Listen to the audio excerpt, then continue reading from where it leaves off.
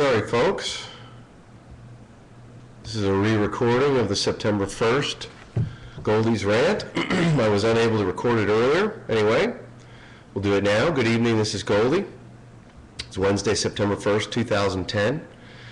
I'm still working on a website where I'll post links to the articles I refer to and where the rants will reside. Remember, most importantly, I rant so you don't have to. And sorry, I still have that stubborn cough. Let me summarize what I'll be talking about today. I'll be talking about Glenn Beck's religious rally in D.C. I'll be talking about that old structural regulatory defect, and we'll be giving examples of coal ash ponds at the Fayette Power Plant in Texas, the unmanned drones on the Mexican border, the full-body scanning vans cruising the streets of the U.S., and the drug war. I'll talk a bit about the proponents of Christianity as a state religion and how this same state religion in Uganda has led to the proposed anti-homosexuality law that would have had the death penalty for gays in some instances. I want to start out by apologizing for using a derogatory term for members of the Tea Party in my prior rants. I won't do it again, although I will refer to the term later today for purposes of deriding members of the Democratic Party. On August 28, 2010, Glenn Beck and Sarah Palin spoke at the Lincoln Memorial in Washington, D.C. on the anniversary of Martin Luther King's I Have a Dream speech. Importantly, I listened to the speech and Sarah Palin's. Beck did a lot of reading from the Declaration of Independence, the Gettysburg Address, and the etchings of the Washington Monument. He said this was not a rally about politics, and I wonder how many Democrats showed up, by the way. His second to last line was, "We are 40 days and 40 nights away from fundamentally changing America. And people of faith need to reclaim our country." And on an interview later in the day with Chris Wallace on Fox, he said, "The message is about God and faith." Interestingly, he can speak out of both sides of his mouth, and I use the word mouth politely. Apparently, if you elect Republicans, you are going to be bringing this country closer to God.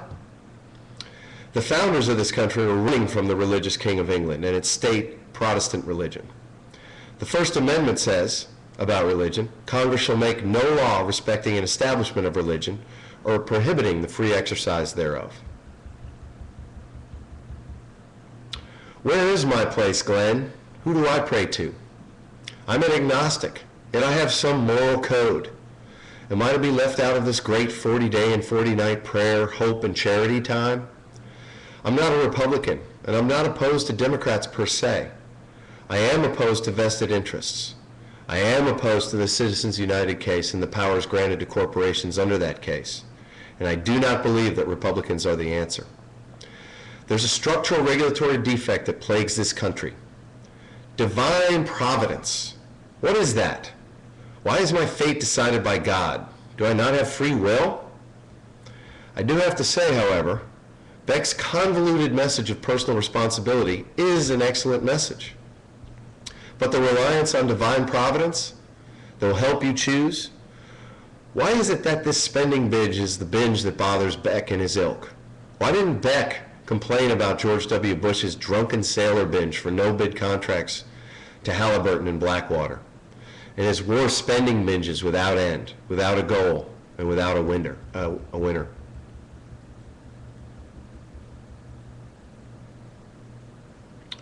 Following all of this last weekend, I was watching the Fox Business Network, Judge Napolitano's Freedom Watch show. Holy shite. Watch it. Most of the issues that I bring up here, he brings up there, and more. He literally brought tears to my eyes this past Sunday. He had people on that talked about Citizens United. My God. There was a pastor on, and an editor of the magazine, The Skeptic, and the editor of the magazine, The Skeptic, and they were immediately able to agree that man had natural rights. The pastor said those natural rights came from God, and the skeptic, as I call him, said that these natural rights came from man's evolution as a social animal. They agreed that it didn't matter where they came from. The point was, hang on a second. The point was, they don't need to be articulated by a constitution. These natural rights are above a constitution. More tears came to my eyes. There was agreement. Wow. Now, Glenn is stressing that these things come from God only, which is a disservice to his people. God is the answer. Glenn did not preach tolerance, and therefore his message will fail if the message is really to improve the United States and the people. Glenn, if you really think that if these people go back to their homes, get on their knees and pray, and leave the door open so that their children will see them praying, and tithing 10% will cure any problems in this country, you are very, very out of touch. Glenn's failure in his message, though, does not mean that the Tea Party, the group of people, or the emotions behind it will not affect change, contrary to what Democratic MSNBC says. Also, don't say this was not a political rally. Candidate Sarah Palin spoke. She spoke as the mother of a soldier. I raised a combat vet, and you can't take that away from me. I'm proud of the distinction that I'm not speaking as a politician. Come on, Sarah. By the way, liberals, and I mean Democrats that watch MSNBC, Rachel Maddow, Keith Olbermann, The Ed Show, the odds are that you do not know someone who is a 912er, which is what they're called in Texas, a Tea Partier. You ignore their rage at your own peril, and you fail yourself. You and I need the Tea Party and their energy. I heard that Rachel Maddow is pointing out to you Democrats the crazies in the Tea Party and the racists in the Tea Party. I have several friends that are in the Tea Party and share the rage. It doesn't matter who started the Tea Party or who backs the Tea Party or the Republicans that are trying to hijack the Tea Party, Sarah Palin. The rage is there, and it can and must be used. It's high energy, and I like high energy. Don't fight this trend. Accept it for what it is and use it. Let me give you a different example and a trend that could not be bucked. When the economic collapse first happened, it was important to remember that the bulk of the home and real estate appreciation run-up was based on emotion, not actual supply and demand. When the collapse first happened in September 8, people didn't believe it. They bucked the emotional trend, or they tried to. And when emotions actually turned, everyone dumped everything. Or everyone tried to dump everything, and the values collapsed. You cannot buck an emotional trend in this country. It gets too big. And you cannot buck the Tea Party trend. It is too big. Yesterday, I was lucky enough to have a good friend who's in the Tea Party come over for several hours. We talked about everything. Really, we did. And we reached several agreements on what I believe are insights. When he arrived, I loudly and only half-jokingly yelled at him, "Teabagger." When later we were talking about agendas, he started talking about how Obama has a socialist and Marxist agenda. I corrected him and stated there was no way Obama could have raised $500 million for his election, and he will need to raise close to $1 billion in 2012 if Obama was a socialist and a Marxist. At that point, I chided him on those message words. I realized that when the message words about Obama come out of someone's mouth of socialist and Marxist, and when message words come out of a Democrat's mouth of teabagger, racist, and crazies about the Tea Party, all discourse stops. We started looking at why do these message words appear. And we figured out that in order to demonize the other side, these message words are put in there only to help your side solidify its political stance, its political position. Republicans versus Democrats. And who does this demonization help? Only the R's and the D's. In prior rants, I stated that the structural regulatory defect is the problem, and that the party in power does not matter. I stated that to fix the problem does not involve electing Republicans or Democrats, but electing people who will propose a constitutional amendment for the following. 1, overturn Citizens United, the Citizens United case, which says that corporations are people entitled to free speech rights, allowing them to spend unlimited sums on political races. 2, term limits for representatives and senators. 3, no revolving door for regulators, a lifetime ban on going to work for the people that you regulate. And 4, extreme limitations on campaign contributions to campaigns by individuals only. So I only want individuals to be able to donate to campaigns. No corporate, union, or group donations of any kind. We realize that these constitutional amendments will require the Marxist, socialist Democrats and the racist, crazy teabaggers to work together and get them passed. So you Democrats, stop watching MSNBC. And you Republicans, stop watching Fox. All of you, stop spouting the inflammatory message phrases that stop all discourse. Stop being preyed upon by these two behemoth political parties that only want to perpetuate the status quo. Stop being the pawns of people that want to keep their incumbent fiefdoms. It's easy, and it does not involve 40 days and 40 nights of Alcoholic Anonymous prayer. It involves getting out of your comfort zone. It involves getting away from your natural peers, who are people just like you. It involves listening to me, listening to Napolitano, questioning this theory, criticizing this theory, and then speaking up. But please, tell me where I'm wrong with the structural regulatory defect. Beck, O'Reilly, Hannity, Rush, Bortz, Rachel, Olbermann, and Ed, you failed. You failed your audience. Beck, you failed your audience by telling them to go pray and not being actually political. And you have all failed by saying that the party that you prefer is the answer. The existing parties are not the answer. My Tea Party friend explained to me that the main point of all of the Tea Partiers agreed upon was that they all wanted to stop the crazy spending, both by George W. Bush and by Obama. Excuse me. So the Tea Partiers have the right idea, but I'm afraid that they are just scratching at the surface of the root cause of this crazy spending. And that root cause is the structural regulatory defect that allows the commons, defined as our tax dollars, going to the biggest donors, and the regulations that govern these donors, written by the donors themselves. More about that in a moment.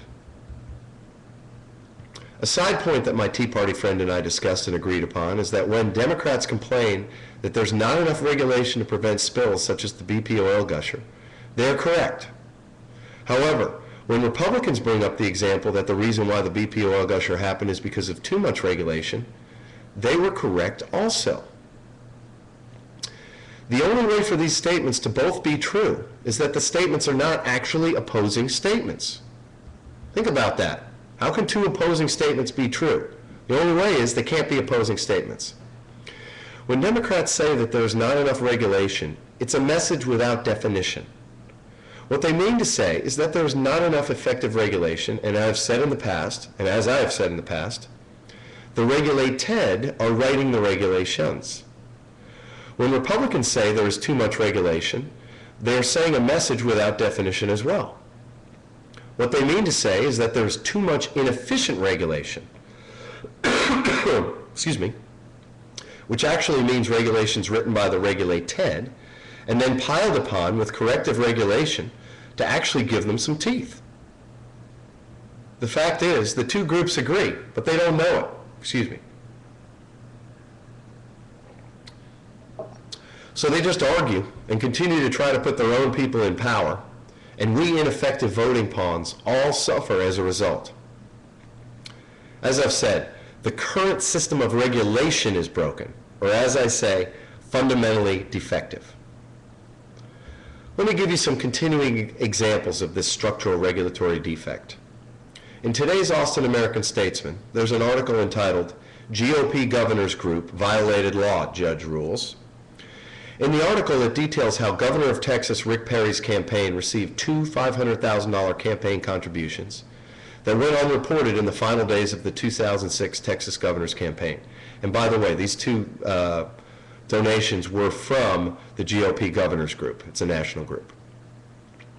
The award goes to the losing Democratic candidate, Chris Bell. I ask this one rhetorical question. Was Rick Perry's election using this illegally non-disclosed money worth more than the $2 million judgment awarded to Chris Bell?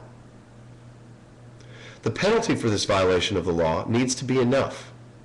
And following my constitutional amendment prohibiting groups from donating to political campaigns, Again, the penalty needs to deter anyone from breaching the constitutional amendment following its passage. The penalty needs to be truly punitive, which I would say it needs to be impeachment, since money can always be raised to pay any fine or judgment like this $2 million one.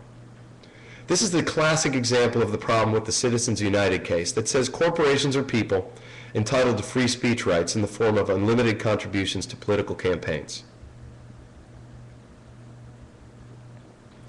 An August 27, 2010 Austin American-Statesman article is entitled, "Groups Find Coal Disposal Problems at Fayette Plant," with a continuing line underneath that says, "Report says metals, chemicals are high, but authorities say no cause for alarm." Authorities say no cause for alarm. This is right under the headline. These are the state regulators, these authorities. From the article, and I quote, "Coal ash ponds are subject to less regulation than landfills accepting household trash." What? Seriously? What? This is the classic example of two of the needed constitutional amendments that I mentioned earlier. Number one, no revolving door for regulators. In other words, the regulators at the Texas Commission on Environmental Quality must be prohibited from accepting a job when they leave government with the industry companies that they regulate. And number two, with unlimited funding of political campaigns by the regulated corporations, the legislators and regulators who are responsible for drafting the regulations allowed the industry to write the regulations, which made them subject to less stringent requirements than landfills that accept household waste. This is a classic example, as well as the idea that the regulators are saying that there's no cause for alarm. Yet groundwater near the ponds is definitely being contaminated by cancer-causing agents from the coal ash ponds. They sent letters to the nearby landowners saying, "We think there might be a problem, so maybe you should be careful with your groundwater." That was the amount of warning that they gave to the adjoining owners. Now, an example of a vendor pushing a technology on a government without regard to the ramifications for privacy, surveillance, or even safety is an article in the August 20th, 2010 Texas Observer entitled, "Droning in Dollars." In the article, it details Texas Senator Cornyn's push for unmanned aircraft, drones, at a cost of $10 million each to patrol the border. As the article says, the drone is an odd choice since it was originally designed for dangerous military missions that would put U.S. pilots at risk. What risk is there for pilots on the U.S.-Mexican border? Additionally, the drones have an accident rate that is 353 times higher than commercial airlines, according to the FAA. Now, the FAA had its arm twisted by political pressure to open up civilian airspace to even allow the two new drones to patrol the border. Apparently, lost electronic links to the drones happen quite often, according to the article. And with a drone, there's no pilot on board to gauge weather or make an emergency landing. As to the privacy aspect, I will quote from the article. "Video cameras above American cities make some civil rights groups, like the ACLU, uncomfortable," Henry Cuellar, a Democratic congressman from Laredo, said. And he said they shouldn't worry about privacy violations. They're not going to be spying on anyone, he said. Law enforcement has the training and the attorneys to make sure they don't violate anyone's privacy. This sounds exactly like what the Austin Police Department officer told me after my citizens communication speech in February. I was opposed to surveillance cameras on East 12th Street. He said to me, "Trust us. We're not going to do that," which of course made me feel completely comfortable about surveillance cameras. I have to ask, why would we put these incompatible technological devices in the air over cities where the cost is $10 million apiece, plus, and I quote from the article, operations costs and maintenance at $1,000 per hour, when we could just as easily put up a Cessna with a pilot at $20 per hour? Well, I can tell you why. Because the vendor of the drone donates to political campaigns, lobbies that politician, the politician puts pressure on the FAA to open the airspace, and quite probably, the regulator in the FAA gets a job with the Predator drone's manufacturer when he leaves. And we, the taxpayers, are left holding the bag with a huge cost, and not much good to show for it, as well as a privacy violation thrown in for good measure. This is the example of the vendor pushing the technology that can only be overcome with the constitutional amendment that eliminates the corporation's right to give unlimited sums to politicians' campaigns and the no revolving door for the regulators to the companies that they oversee. Not to mention the term limits for senators that would have Senator Cornyn already retired, but not allowing him to work for one of the vendors that he helped get the government contract for the drones. Last but not least is detailed in an article from Forbes dated August 24th, 2010 by Andy Greenberg entitled, Full Body Scan Technology Deployed in Street Roving Vans. This article, together with the video that accompanies it, and the videos by the company, shows the same full body scanner deployed in some of America's airports placed inside a van called a Z-backscatter van and slowly driven past cars to see whether there are bombs inside the cars. They were originally purchased by the Defense Department for use in Afghanistan and Iraq. However, they have begun to be purchased and used in the United States by various cities and agencies. The video also shows that the scanner, much like the airport scanners, can see under the clothes of drivers in the cars that the scanner goes past. The video only shows the vans in heavily populated cities on streets with parked cars. On the street. I ask, what about cars in the private driveways or seeing through the walls of houses that the van drives past?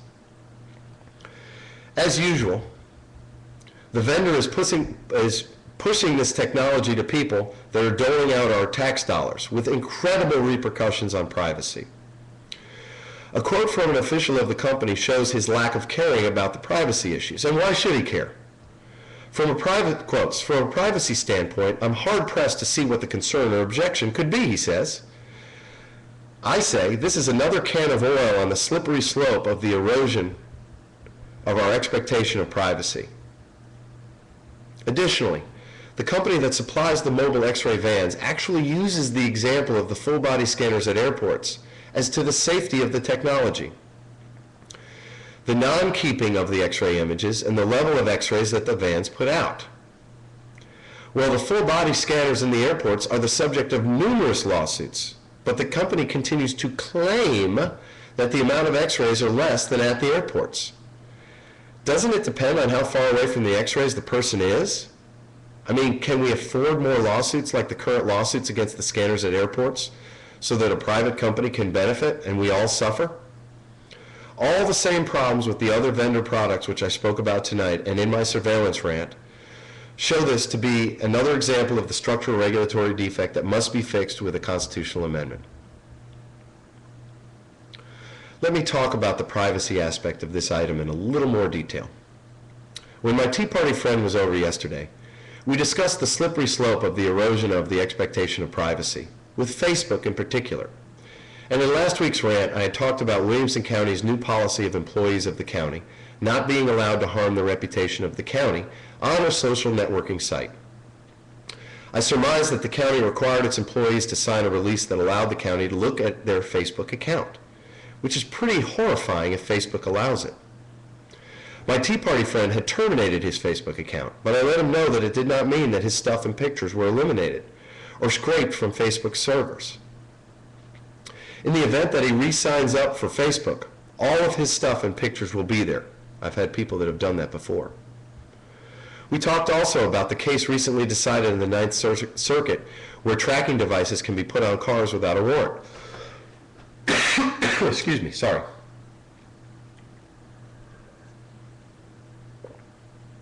It's water. We talked about how the GPS technology on the phones allows any government agency under the Patriot Act to track you without a warrant. We talked about how if you went to the Al Jazeera website, the FBI could then get administrative permission to come search your house without even advising you that they did so, called a sneak and peek. We throw up our hands in exasperation, even I did, that there's no privacy anymore, anywhere, for anyone. This is why I am so adamant about surveillance cameras not being allowed to be placed where they can possibly see into my house. This is why I'm so adamant about not allowing these vans to cruise the streets past my house. We are going to have to create a zone of privacy within the home where, without a warrant, no one is allowed to snoop on me, where I can watch what I want and converse with who I want without the risk of someone maybe coming in my home or eavesdropping without a warrant. It's critical, or there will be no privacy left anywhere. It will be just like the movie 1984 Minority Report, for sure, and forever. We have to stop it right here and right now. And I say, please, Tea Partiers, this is an issue for you, and you should be on this one. I can tell you right now, George W. Bush was not with me, Barack Obama is not with me, and Sarah Palin, when she becomes president, will not be with me. They all want the powers under the Patriot Act, and they believe they need them. They probably need them to get elected, re-elected, or they'll be soft on crime and soft on our security. The structural regulatory defect allows the vendors and the legislators to override this fundamental right, the Fourth Amendment right against unreasonable search and seizure. A trolling of cars, houses, conversations, emails, texts, and web surfing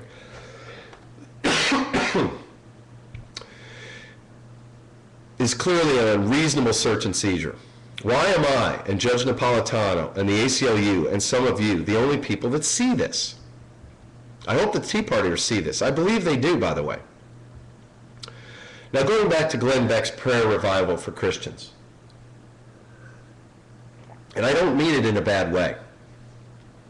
Is it his idea that we need to get back to the original religion that the founders used to create the Constitution, and that the natural rights in the Constitution came only from God? It reminds me of O'Reilly's rants about nativity scenes and the threats to Christianity. Beck intimates that Christianity is, and needs to continue to be the state religion of the United States. He wasn't explicit about it, but he intimated it. At least that's what I felt. And this type of thinking is a backward step for tolerance and for this country, and for freedom of religion, to be honest.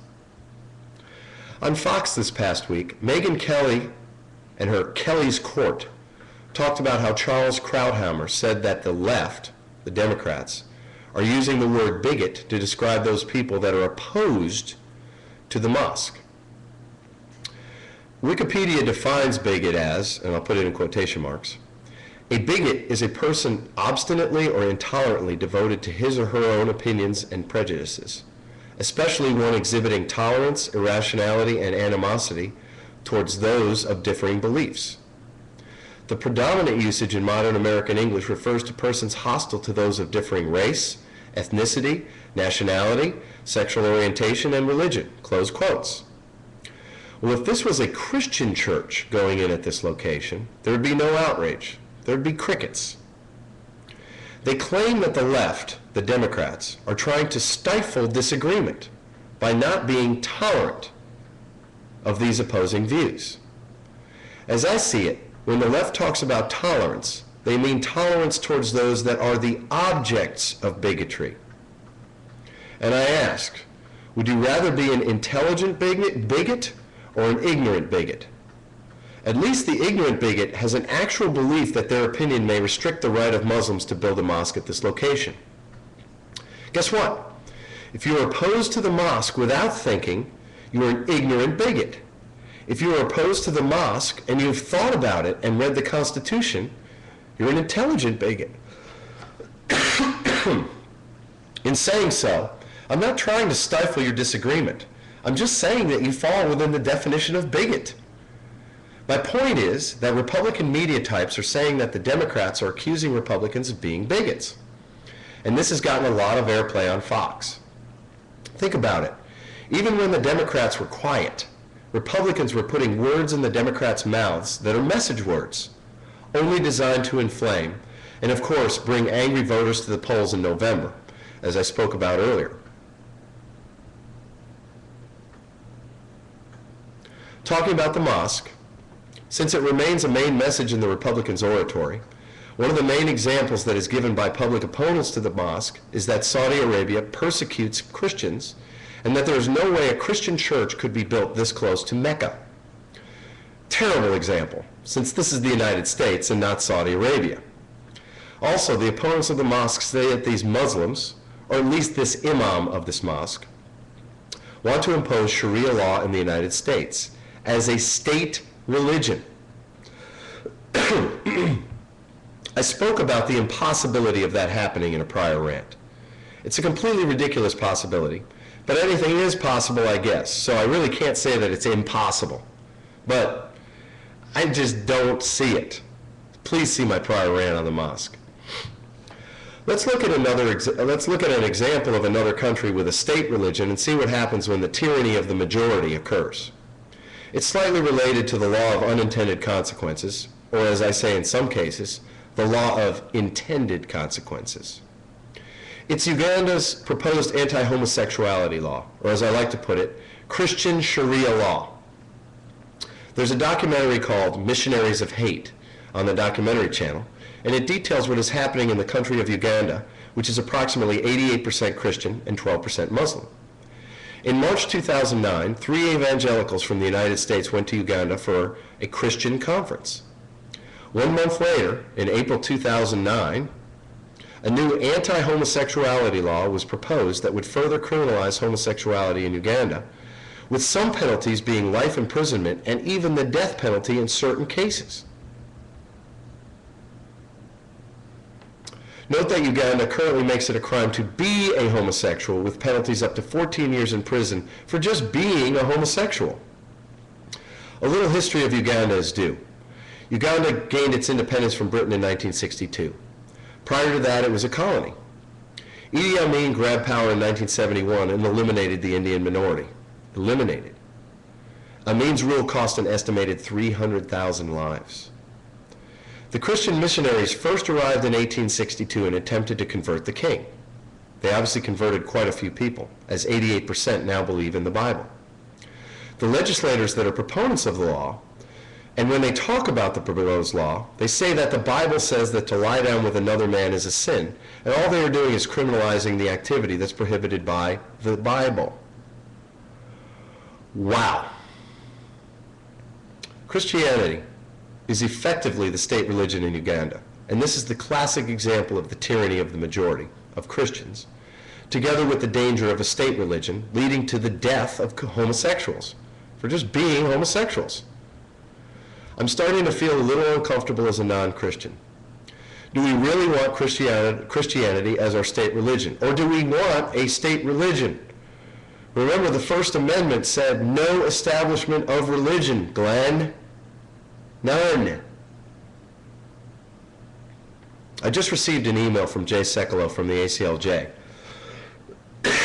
excuse me, that is warning about taxpayer funds in the form of tax-free bonds that may be used for the funding of the non-Ground Zero mosque. In the email it says that 71% of Americans are opposed to the mosque. 71%. Guess what? I don't care, Jay. I don't care what 71% of Americans say about the location of a constitutionally protected church. How about this, Jay and Glenn, and the rest of you Christian zealots? And I only mean the zealots. I do not mean all Christians. I just mean the zealots. I want to go ahead and eliminate the current property tax break in the form of property tax exemptions for churches. I'm tired of it, and I think in terms of fiscal responsibility, it's time for this pro-Christian, as most churches in the U.S. are Christian, I want this pro-Christian giveaway to go away. If you're a true capital C conservative and a fiscal conservative, then you would agree with me. Jay and Glenn, stop talking out of both sides of your mouth. Don't say you want to protect the Constitution and then in the next statement say you don't. I also predict that this will be the worst Christmas ever for the assault on nativity scenes by secular progressives, as O'Reilly has put it in the past. And this is because of this hatred and prejudice spouted by these self-appointed religious zealots and their political handlers that push these agendas. Let's talk about the drug war again, starting with cigarettes. This again proves the point of the structural regulatory defect that needs to be fixed. The legislators from those states that produce tobacco get contributions from the tobacco companies, and the tobacco companies are very loud contributors. Cigarettes stay legal. I'm not calling for them to be illegal, but have you ever seen someone jonesing for a cigarette? They're like a cocaine or crack addict. I was speaking with a friend of mine last weekend about the dangers of going to Mexico right now due to the mass murders, kidnappings, and overall danger from drug cartels, at least as reported by the media. I opined that if we made all drugs legal, we would end the deaths from that drug war. He asked me, all drugs? He has a child, and I know he was thinking about the ease of which his boy would be able to get heroin if it were made legal. I asked him how easy was it for his boy to get OxyContin, which is heroin in a pill form. He was quiet. There have been numerous reports that one of the fastest growing abuses of drugs was from children getting hold of legal drugs from their parents. As we stood around a group of people, I asked him how many of us would want to do crack or heroin. And the answer was none of us. I agree that when a drug is illegal, you get two types of users. Those that just want to do the drug because it gets them high, and the other group that wants to do the drug because it's illegal. And it's kind of neat to do something that's illegal. There are also two groups that don't do the illegal drug. One group that doesn't want to do it because it's illegal and doesn't want to break the law, and one group that doesn't do it because they don't want to do it. They don't want to do drugs. Excuse me. As with Prohibition, alcohol users and non-users before and after Prohibition fell into these two categories.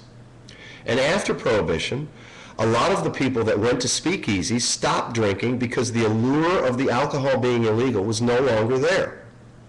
After Prohibition ended, there was a group of people that started drinking because it was no longer illegal.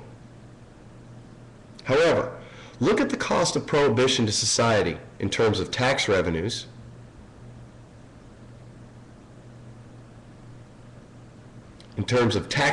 crime, criminal justice costs, including thousands upon thousands of beds for inmates convicted of drinking, and gangland deaths, just like in the drug war. It's exactly the same. I ask, do we have the money as taxpayers to keep paying for all of these costs of the drug war, just so that the makers of OxyContin and Vicodin can keep a monopoly on the intoxicants that we can legally do in this country? Don't you believe that there are many abusers of these legal drugs that go to their doctor and manufacture anxieties and pain just to get these drugs and enrich the drug companies at our taxpayer and health insurance cost expense? I say to my friend, teach your child about all of these intoxicants and what they will do to you, and legal or illegal, his child needs to use personal responsibility in deciding which intoxicants that he will use. We cannot afford to keep the drug war going. It just makes no sense, economically or otherwise. Listen also to the messages put out by our legislators, including Obama, that strengthen the drug companies' hold on our armed forces. Think about the aid to Mexico, Colombia, Costa Rica, and other countries in the form of weapons to combat the drug problem, and troops. It's the same structural regulatory defect at play here that I harp on over and over. But in this case, it's the drug companies and defense contractors giving the donations to our legislators and writing the regulations for the drug war. Also, our DEA has a private fiefdom that they want to protect. A bureaucracy that once started is impossible to make smaller. It seems so simple, doesn't it? Why do we say, government, stay out of our lives in so many respects, but in this drug war, the government knows best? Continue to watch the California Initiative, and please, my California friends, send me instances of anti-initiative advertisements that you see between now and the election. By the way, 10 minutes before I started this broadcast, O'Reilly said he's against the initiative, and he's using the example of Barney Frank as a proponent of the initiative. He used a bad video of Barney Frank. He said it is a gateway drug, definitively, for sure. He is obviously not a capital C conservative. I want to apologize for beating the horse of the structural regulatory defect, but the horse is not dead. Examples seem to continuously appear of this tragic, but I believe fixable defect. And please tell me what I'm missing here. That's all there is today. I want to thank our sponsors, all of which support this form of conversation, but not necessarily the content. PianoByAngelo.com, Angelo Limbesi's, who teaches and plays keyboards all over Austin. ZitaDesign.com, Z-I-T-A Design.com for all of your decorative painting needs. She can make anything look like anything. AustinAreaPlumbing.com for all of your plumbing problems and redos. TicoAdventureLodge.com, T-I-C-O AdventureLodge.com, a small hotel in Samara, Costa Rica. CNC Surf School in Samara, which is at cncsurfsamara, samara.webs.com. La Vela Latina, a great sunset restaurant in Samara, Costa Rica. And Amhar Tequila at www.santospirits.com, an extremely smooth tequila. Thanks and God bless, and I apologize for the technical difficulties that I had at the beginning of this recording. Please keep sending me your questions and comments. Take care.